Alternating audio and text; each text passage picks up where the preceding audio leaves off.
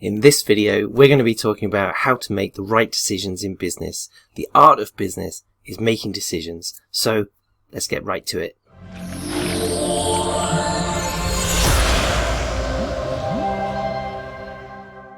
In this video, I want to talk about how to make the right decisions. Lots of people know the theory behind business, but one of the things that we talk about in our courses is this process of how do we think? How do we make decisions? How do we come up with ideas? And so one of the reasons that we are called Uber Creative is that creativity absolutely is the sort of bedrock underneath everything we do.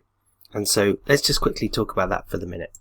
So in our logo, Uber Creative, you can see that we have the Japanese-Chinese symbol for water. They're both the same in each language. And the reason for this is that as we go through our business life and life in general, nothing ever goes in a straight line. So we as human beings like everything to have square edges, straight lines, things being parallel, a cause, an effect. I did this, I got that. And the reason that we look at the world more like a river, turbulent river, flowing, bouncing, going around rocks, is much more like water. So things don't go to plan, things don't go the way that you expect them, things flow in strange ways and go into whirlpools and do all kinds of crazy things. So part of our mindset towards business is to expect things to go wrong, to expect things to be a challenge, to expect things to go down a different pathway than we originally anticipated, and to not have that as a stressful event. That's just expected. And then we have to use creativity in terms of how do we then guide things back to where we really want to get to.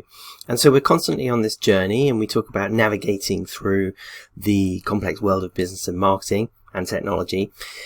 And in reality, you are the captain of the ship, and what we have is we have a vision and a mission and a goal of where we're trying to get to, and often we are constantly navigating, and in order to be constantly navigating, we're constantly thinking of ways and ideas to get to the end goal. And often we will also then change the end goal. Often businesses start up thinking they're going to try and do something, and then a whole bunch of customers come along they didn't even think existed, didn't even imagine were there, and they buy their product.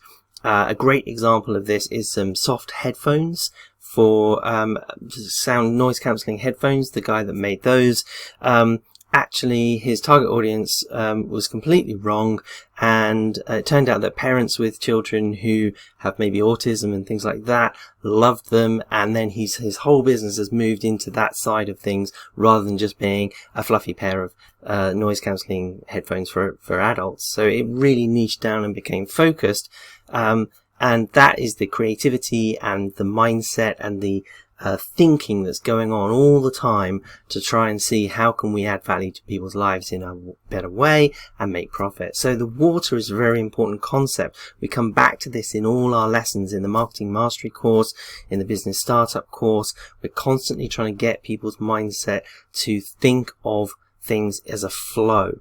And that's a classic thing in terms of marketing, because people, digital marketeers especially, want to say, oh, I did this Facebook advert, somebody clicked it, they put something in their shopping cart and they bought, and therefore that Facebook advert had a direct correlation, direct result on that sale. And that's just never the case, because what we have is we have probably 5, 6, 7 interactions with the customer. Potentially they've seen the adverts before, they've seen previous adverts, they may have read an article that you've done, they may have seen some of your YouTube videos, you may have had previous conversations, your sales team may be already talking to them, and then they happen to get that Facebook advert and they happen to think, yeah, actually I'm ready to buy now, and they click. So we cannot create cause and effect in a direct, straight line, and it is naive of marketeers to talk in that way, and in some ways it's very dangerous.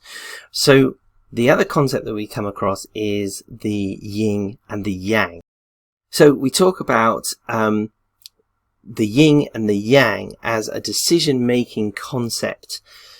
And the trouble with making decisions is that it's very, very hard. And one of the things that we do with customers and we do in our free Facebook group is we really help people look at the parameters required in terms of making those decisions and try and guide them. So if we imagine we're sort of a little ship at the top of the S, and we're guiding our way through the yin and the yang, round the obstacles, and we have to step into the yin and then back into the central and then into the yang and then back into the central. So what do I really mean by this?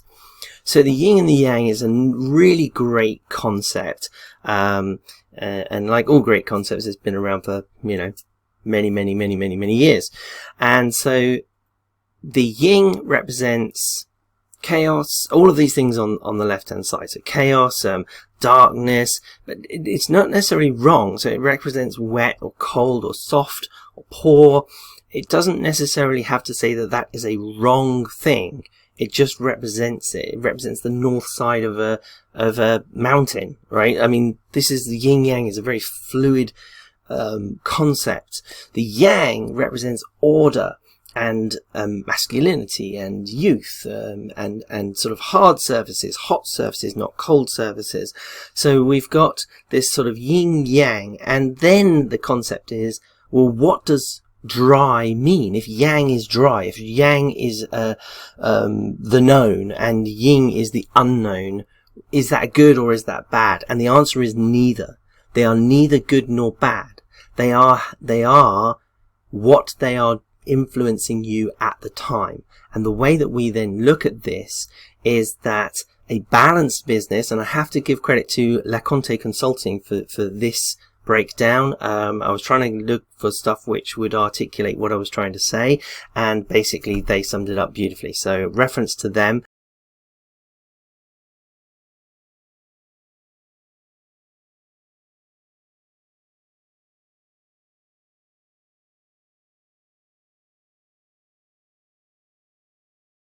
The thing is that as you go through, you want to develop a new product, you want to negotiate with somebody, you want to do all kinds of things in business, and the question is, am I being too safe? Am I scared, or am I reckless? Am I using lots of numbers and statistics and being very sort of centralized and looking at spreadsheets, or am I just going with my gut and winging a prayer, shoot first, aim later kind of approach?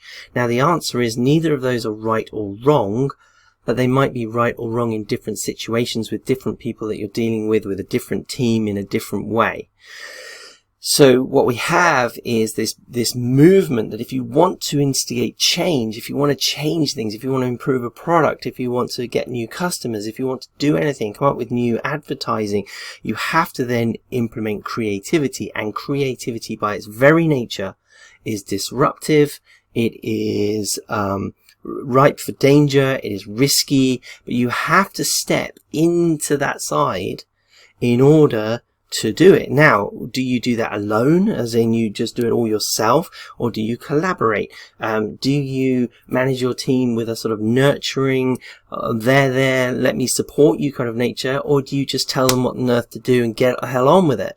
So these are all things that you potentially, in different scenarios, in different situations, you'd be thinking, right, how much, if we're in big risk, we're about to lose a customer, we're doing a massive project for them, you've said to the team, like, this is do or die. If we don't deliver this project, then we have to be absolutely at full steam ahead. I'm going to be micromanaging, as little as possible, but come to me with every single minute question, and we have to get this right. The risk is huge. At that point, you're having to manage in a different way than, hey, we've got 3 months to do all this creative stuff and it's going to be fun, and the client's very fluid and flexible and doesn't really mind if we take our time. Those are two different scenarios. So your behavior as a business owner is then reflected in how you manage. So if you have this in your mind as you're doing business, am I being too safe? Am I actually being reckless? So the balanced approach is to understand the journey to the safety side and the journey back to the risk side. We take some risks, we do some creativity, we try some new things, we test them, we measure them as best as possible. We're in a state of flux, we're in a state of unknown, things can go wrong. We start learning, we get hang of it, we trade, we learn, and then gradually we come back into the safety side. We try and possibly then stay in the safety side long enough to generate some more profit. The higher the profit of the business, the more money you have to play with in order to take risks. That's why profit is so important in our model. And, you know, that will be hugely demonstrated in our two courses, the business course and the profit, innovation and leverage course. And obviously profit, innovation and leverage is all about innovation and creativity, so you're into the risk phase of rapid growth. And then this is where it start to be extreme. Am I taking reckless risks? Am I gambling with my business? Am I not really doing the due diligence on a contract? I'm just hiring a supplier or hiring an employee without really interviewing them properly. Am I making one decision one week and then changing my mind the next week? Am I bouncing from one thing to the next? Now, in some environments that might be fine. If, I don't know, if you're a day trader on the stock exchange and you need to be, you know, firing on all cylinders and literally able to do a 360-degree pivot in 1 hour and change your mind, we're not investing in them, sell them, buy them, you know, fine.